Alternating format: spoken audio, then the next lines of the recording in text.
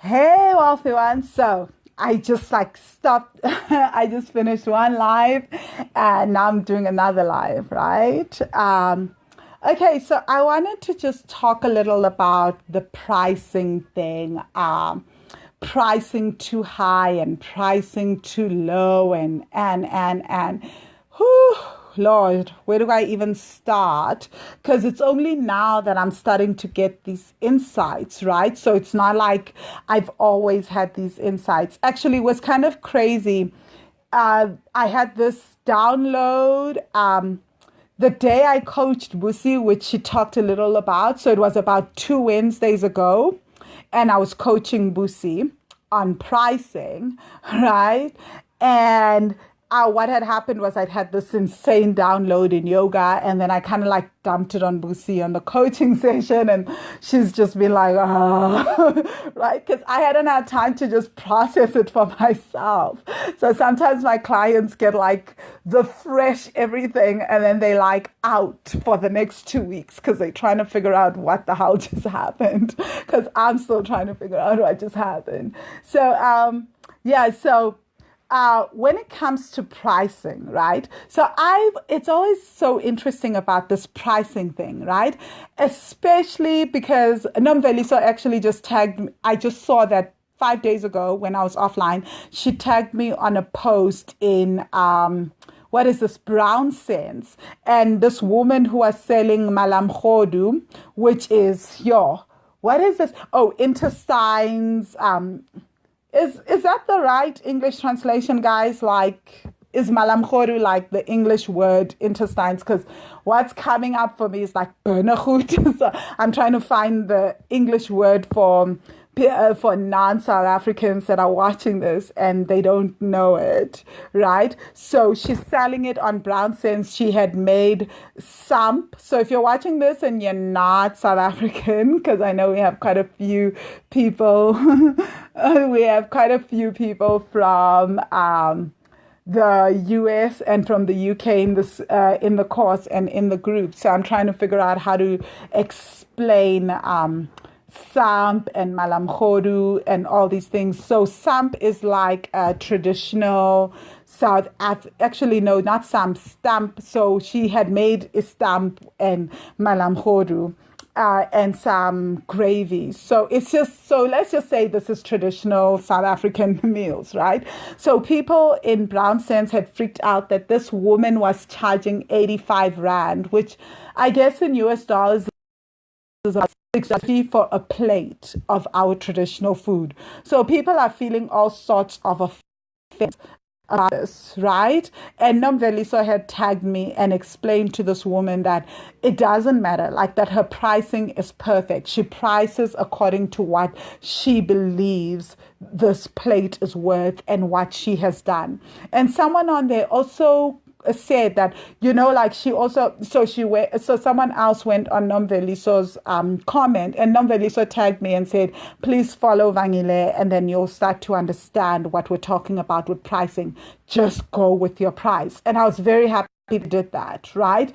Because obviously there's this attitude that you can't price that much. Like somehow we all have an idea of what someone should price regardless. I mean, why can't you price whatever you want to price for whatever dish? At the end of the day, if I'm selling malam khodu for 85 Rand, the customer has every right to decide that they don't want to buy it at that price and they can go and buy it at like 20 Rand somewhere, right? So in the village, I think Tsepan, I don't know how much Tsepan paid today. We actually stopped for malam khodu and pap with honey and Tsepang. Not me, of course, because I don't eat meat, but they had stopped and he had gotten malam khodu and I wanted the chilies that they made with it, which they didn't have. So I was all for stopping until I realized that they didn't have what the chilies that they sell, because I haven't had time to make my own chilies since I arrived. So anyway, back to the issue is that you can go to those women or you can go to this woman and buy. So I think in the village, it's maybe like 25 Rand, 30 Rand, right? And you get pap with it and all that. And then this woman was selling for 85. Some people just went berserk on the Brown Sense group. From what I could see, the price, some people were excited about the pricing and the entire thing. Some people were just triggered by the pricing, right? Which is so common. We are triggered by pricing, fam. We're triggered. And Lisa was saying that for most people that are triggered, it's that, how dare you bother to be pricing at that price? Here's the crazy thing though. That woman, if she had decided that her pricing is 85 Rand or whatever price she had chosen, if she decided to go below that, it would have been problematic for her, because then she is pricing, because imagine she has expanded, she's done, who knows what she does to her malam khodu, right? Maybe she's sat and spent hours working on it, perfecting it, adding things. Guys, there is no one way to cook malam khodu, right? We can all add our own different spices and our own little extra things. We all have our own little secret things that we do when we cook. So what if her secret thing is her secret thing and it makes that, and people go crazy, and that's why they're willing to pay that much for the plate? So imagine she has expanded in terms of cooking this dish, right? She has absolutely expanded vibrationally speaking. Is there another word? Like, I don't really like to use words like vibrationally speaking, because it's, most people like kind of, it becomes too airy-fairy. But basically what I want to say is, like, imagine she has put in so much time, energy, effort, magic. She's done all this work around this to perfect this dish. So in terms of her cooking skills, in terms of chefing skills, it's not about the fact that this is a traditional dish. Maybe she has evolved. She has taken the dish a step further. So she has literally energetically started to expand to a higher level. But then her pricing is at this level. There is a whole energetic disconnect, right? The people that she wants to attract will literally come at her will want her at this level, but then she won't be able to attract them because she's at this level. And guess what? She won't sell. She won't sell to the people that are willing to buy at a lower price. Why? Because it's not your pricing that is attracting people. It's your energy. So if she feels deep down that her pricing should be 85 Rand and she's resentful and scared and all those things, and she's charging at 45 Rand, which is probably like $3 or something, she's charging at that price, but she is really wanting to charge here because she's scared. Guess what? That fear is what people are reacting to, and that fear is going to block all those clients. And that resentment that, oh, people don't see that my cooking skills are so amazing, that's just going to mess up everything. So she's going to energetically start to block, right? But also those people will not connect to her at that pricing. I promise you. And I'm going to share a story of how I know this, like I know it. I've been taught the biggest lesson of my life. And so this is how I know about pricing and low pricing, when you know that you should be pricing higher, right? So those people will not feel her. Those people will not feel her energy is your currency, right? They will be responding to her energy, and her energy is here. So even if she prices here, they'll just be like, we just don't feel her. Something's wrong with her, man. We just don't like her food. We don't like the vibe of the restaurant. Because that's not her people, right? And because she's pricing here, her people are over here. They come and they look at that and like, nah, we're not feeling that. Like the pricing, her self-worth, they don't know how to articulate it that way, right? But they're just not feeling it. So in the end, she's not able to sell to anyone, right? Because she's trying to price low to make everybody happy. So this is the danger of underpricing, right? Is that energetically your vibration is not where your price is, but you're trying to stay at that vibration, but you've already expanded beyond that pricing. So let me tell y'all a story of how I know this. You guys remember last year I created journaling course, right? A 1-year journaling course called #LiveWithIntention. I don't know if you guys remember that. And I said no Money Magic students should sign up. It's going to be an intro course, and it's a 6-hour a week journaling course. And yeah, the course is done. I created it. So it was that you were going to sign up for the course. And as you sign up for the course, you're going to do the work I'm going to be building the course as you do the course with me. Right? So I'll be building the course and you'll be doing the course with me at the same time. Wow. So I was like, no, this course is going to be a full high value course, high content course, journaling course, just without the meditations. It's going to have some of the journaling prompts that I share with you guys. But so imagine 6 hours of some of these journaling prompts. Like even last night, I was looking at lesson 22. I was like, oh my God, I literally copied the lesson 22 from the Heart, Mind, Money course. I was like, I can't believe I asked such intense journaling prompts and questions. So Georgia comes from this course, right? She shared how she shifted and everything because of this course. But then I was like, no, this is going to be a course for people that I know they can't afford the Money Magic course because it's too expensive for them. So I'm going to price it at a way, way lower, almost giveaway price, especially for the value that I give for this course. So I did it at 400 Rand a month, right? Which is like, what is it? $25 a month for 6 hours of journaling inner work every single day for 6 hours a week of journaling work for a whole year. So deep stuff. This is where like I started working on the God wound, and all the God wound worksheets started in the Heart, Mind, Money course. The fear of losing love lesson is in that. Now I call it the Heart, Mind, Money course. And I'll explain why that course is not available and what I then did with that course, right? So it's the hashtag Live with Intention course. So I was like, I'm going to do the hashtag Live with Intention. I'm going to do that. And that's going to be the price. So I did that. And I was like, it's a low priced option. It's better. It's like the Money Magic course, only like lower price than without the meditation. But if you do this, I know you will shift, right? And Georgia is proof that if you do it, you will shift. So, and Lungi as well. So Lungile also comes from that course, right? So Lungi and Georgia come from that course.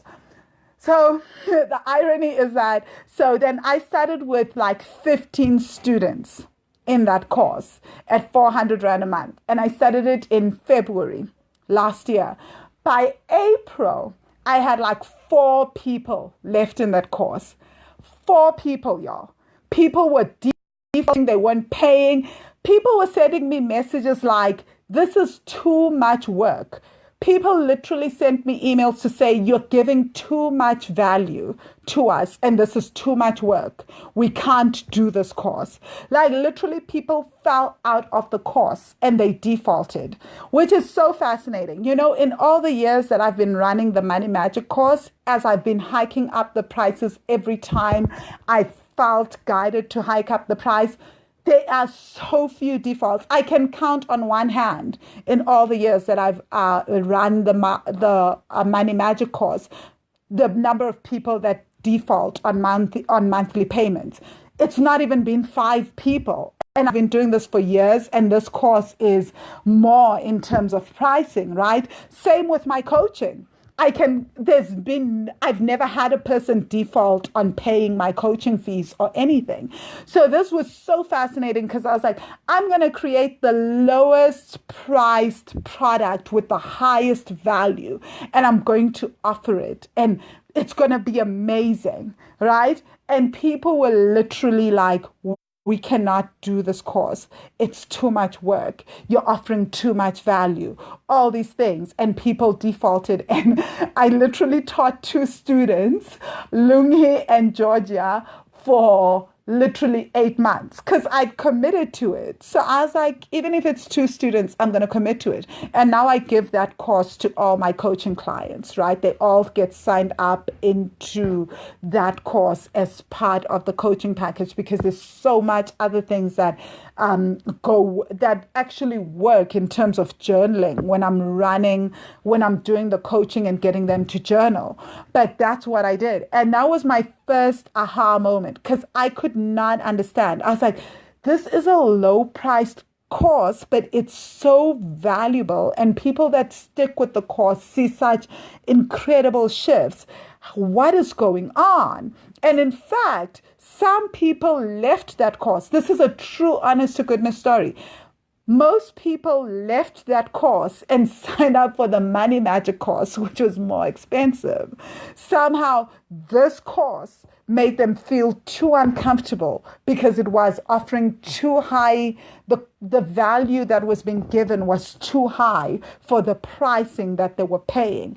That blew my mind. So literally people would say to me, Van, I'm deregistering from this course and I'm signing up for the Money Magic course. So actually some of the people in the Money Magic course now come from that course as well. So apart from Georgia and Lungi, I just remembered that halfway through the year, some people literally left me in that course and signed up for the Money Magic course because it was just so uncomfortable. So what that has constantly taught me is that, and what that's taught me, and that one of the things that I teach clients is that as you expand, you will be tempted because you want to serve everybody, to give the high value, to do everything and keep it at the low pricing. But people will not feel you. These people that are here and are looking for whatever is at that price that resonates with them at that vibration that they at, because that's where they at. They literally, your energy is your currency, right?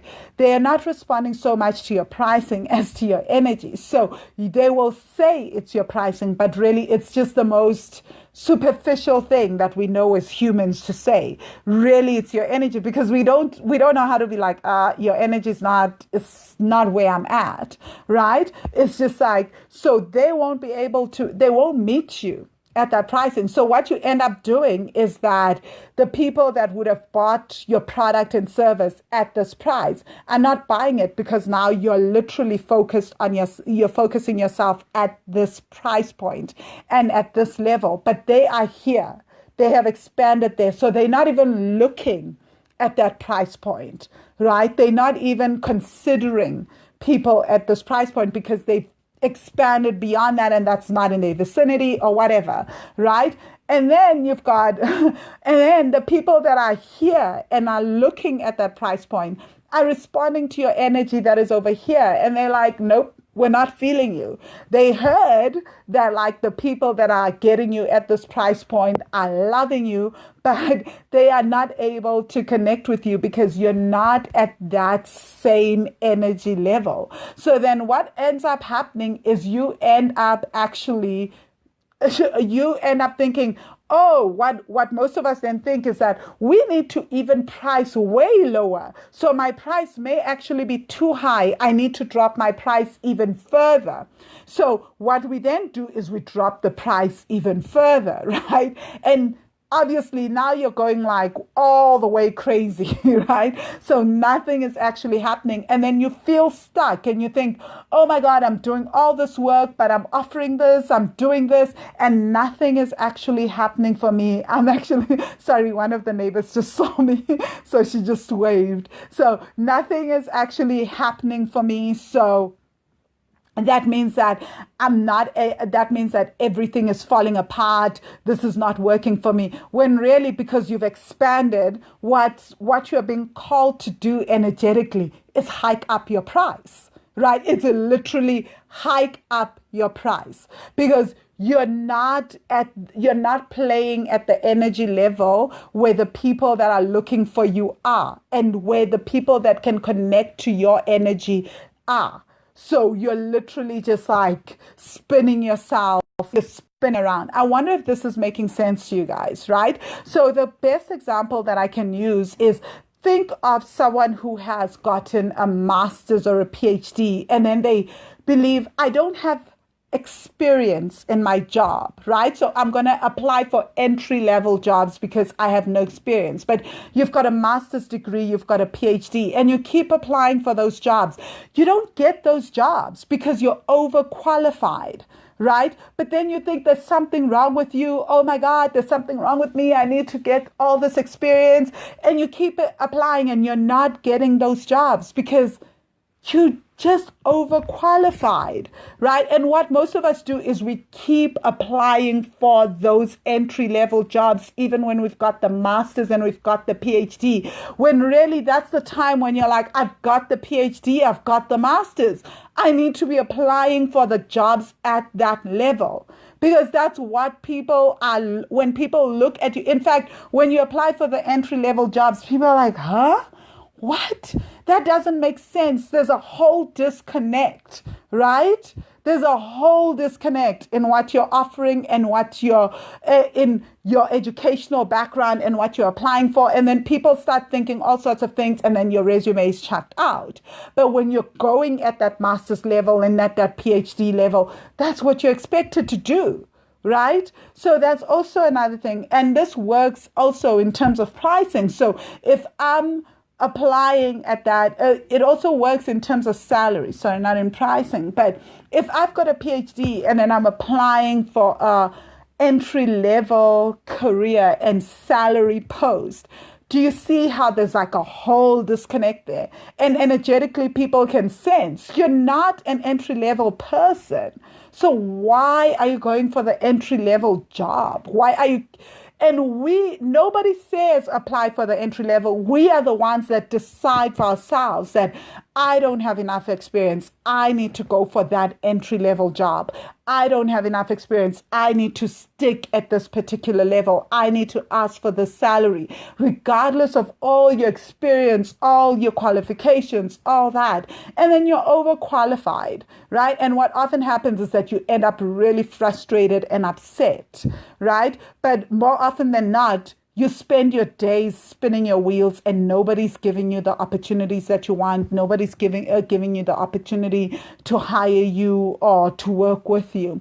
And it's got nothing to do with the company. It's got nothing to do with anyone but yourself and your self-perception. So sometimes things are not happening, not because we're overpricing, but actually because we're actively keeping ourselves at a lower level. And the way we're trying to get the people there are not getting us. So that's when you need to up it a notch, like literally up it a notch, right? So when you do that and start playing at the level that you know you should be playing at, start pricing at the level that you know you should be pricing at. Start asking for the salary that you know you should be asking for, the post that you should be applying for. That's what you're being called to do. Stop going backwards. Stop moving a step back and underpricing further, because that's actually going to hold you back even more. Allow your expansion and own your expansion. So Lebogang, you say, wow. Sorry, it's like my phone is a little fast. So, wow, that's me right there. Applying for posts I'm overqualified for because of lack of experience. Yeah. So please stop doing that. Start going for those posts that you know you qualify for. Just do that. Don't worry about experience. You'll figure it out, right? Because it's actually not working, right? Because then you drive yourself crazy and you're literally like going for entry-level posts, but you're overqualified, but that's actually not where you should be. And then they're denying you, not because you're not good enough, but because you're not there. Like, you deserve better. You should. It's okay they want you at the higher post, but then we are the ones that actively hold ourselves back, right? And then we start creating those doubts and we start thinking, I'm not good enough. And then we start going even lower and lower and lower in our posts. And this is something that I did for years, right? I had a finance degree and I literally couldn't see myself as anything apart from a waitress for years, right? And then I believed that for me to get an entry level post, I needed to do an MBA. But I'd had experience as a mining and energy analyst, right? So for years, I couldn't get employed. And now I get it, right? I mean, after the hashtag live with intention course, I got it. Like, I was like, oh my God, this also healed me of all that job drama. Because I was literally applying for waitressing positions with my finance degree. I had a lot of self-esteem issues, guys. Like I did, right? And that also comes from my upbringing and my inner child trauma. So for me, I literally thought that was the best I could do. That when I have my finance degree from UCT, and by the way, I was like, I graduated really well. I'd never failed a subject at university, never done anything. I'd held down 3 jobs, paid my way through university, and I still couldn't see my own value and like the work that I could do. I just thought that, oh, if I have a finance degree, the best I can do is I get a waitressing job. And I did that for years. I lived like that. I traveled like that all over London. That's how I ended up on the cruise ship, because for me, it never ever entered my mind that I could apply for a financing, like a low level bookkeeping position or something on a cruise ship. It was like waitressing. I did that in London. I could have applied for accounting posts, but I didn't think of it like finance posts, none of that. And then when I decided I wanted an entry level position, I was like, I'm going to get an MBA. And I literally applied for entry level posts with an MBA and a background as a mining and energy analyst, and never got hired, right? And it makes sense. Right now, looking back, I can understand it. But the beauty of it is that, like, it all led me to this work and to Wealthy Money, and I can start to teach this. And this is something that I see we do consistently as Black women. And it's not just my upbringing. It was also that for society, and it's not just Black women and women of color that I see struggle with this. I see also white women struggle with this, is that we are overqualified, but then we go for that entry level post. We don't shoot our shot, as men would say, like, right? As like the Twitterati would say, not just men, but like just the Twitterati say is like on Twitter, which is like shoot your shot. We don't do that. And then we just like overqualified, but like going for posts that are so low. You find like, especially with women of color, coaches that are like charging a X amount for so much work, right? So now that I've covered that, I want to talk about the other part of the pricing, right? So here's the thing. So yes, you go, you apply. So, Lebogang, you say, true, I decided for myself, Vangile, you've got a nail right there. You've got a nail right there.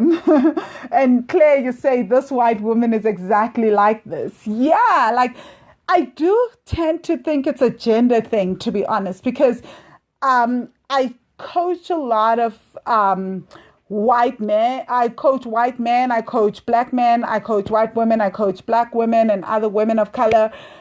And I just noticed that men will post, when I ask the man, what's your salary? Like, what is your salary goal or your income goal? They'll like just choose the wildest number, and without blinking, that's the goal that we're going to work on. With women, like literally the smallest possible goal. And then I literally spend the session then going, okay, can we at least double this, triple it, and then get to the point where we've quadrupled it at the end of the session, so that it's like literally average by market standards. And I found that so saddening, but also so interesting, right? Because I'm like that, and I think we're all like that, even now I'm like that. But it's just so interesting. I found it fascinating, and it's something that I'm aware of, right? So No, Mpumelelo, you're saying, I'm also realizing how I'm exactly like this, going for the entry level position. So, Noglunga, you say thanks to Lebogang. Yeah, so, yeah, so it's really, really deep, right? So, now let's talk about so now you're at this, you decide to price at the price that is working with you energetically, even if it's not like the highest price, but it's the price that you know, because we know when we're underpricing, right? It's the price that you know your heart has been saying, this is what I should be pricing at, right? And your heart has been telling you, and you know this, and you know that I need to get the master's position or the PhD position. Why? Because you have a master's and you have a PhD, right? You know this. So now the whole thing of another reason why it won't work, why you may not be paid that salary amount and why you may not attract those clients or get that position is because you are still not believing that you are worth that much, right? So you have a lot of wounding and blocks around the price itself and the salary itself, which is where the inner work now comes in for real, right? That's when you start to that's when we need to do the work around our vows of service. So, because the vow service is deep, right? So if we have a vow service, that's a vow to work for little or no money, right? So if you can, so then it becomes about healing those vows and healing the God wound. It also becomes a lot about doing the lesson 7 meditations that it needs to be hard to make money, because that's when like everything is starting to clash with this new price point. Is that it doesn't feel like, oh my God, it should be hard. I should have to work 10 years in my entry level position to be able to get the master's and PhD position, even if I hold a PhD, right? So then you need to work through those stories and start healing those stories, and also start healing the pricing stories that, oh, nobody will buy at the 85 Rand a plate. Nobody will buy if I charge this much. Bearing in mind that there are restaurants all over the world that literally charge like $1,000 for like a bottle of wine and $20,000 for bottles of wine or whatever. And for meals where you can easily drop $1,000 on a meal, or like, which is like 15,000 Rand or something, right? So if that's already happening around the world, why can't you charge what you want to charge, right? So then it becomes about doing that work. And then maybe it's about just retweaking your branding, changing the branding that you have, because maybe the branding itself is also having something, but it will never be so much the outer work like doing the branding. So before you even do the branding, which is important, obviously, and the marketing and doing your CV or your resume or whatever the heck you want to do, all that, it has to be about the work within. Because if those energetic blocks and your inner child is coming out to play and your good enough stories are now coming fully to the party, and they will come fully to the party, because now you're literally hiking up your price and you're saying, I'm choosing to change my perception of self, and I'm choosing to change what I believe my work is worth. I have decided that my work is worth this much because I'm the one that's doing the work, and you're starting to own that. Your good enough stories are going to come fully to the surface. The vows of loyalty, the vows of rebellion we have towards our families are going to come fully to the surface, especially if no one in your family has ever charged that much for X amount of work. Then it's going to be like, whoa, everything will start to fall apart, right? Because now you're charging for this pricing. It's not that I just wake up and decided I'm worth this much and then you change that pricing. No, it's that you should be pricing higher, then you do it, and then you do all those stories around the pricing. And this is where I think the income challenge comes to play, right? Because then you can start to do some of that work around that, and the journal prompts come into play.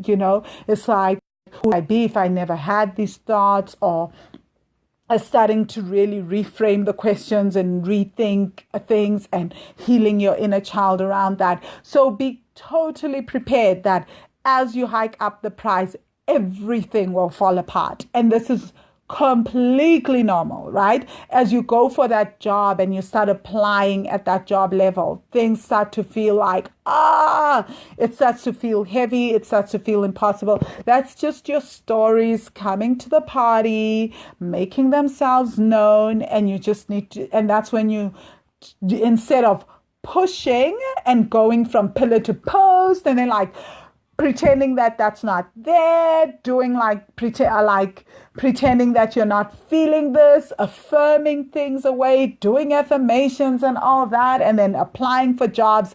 Stop. That's when you go within and then you do the inner work and you start to heal those stories, right? So that they don't keep haunting you and keep affecting you and causing you to basically self-sabotage. Okay, so that's it, guys. Whew, I think like I've done a lot today. I think like my time away has been super valuable so far. It's been a while since I've been doing lives, even during the income challenge. So yeah, I want us to really like reflect on this, right? So have a fantastic day.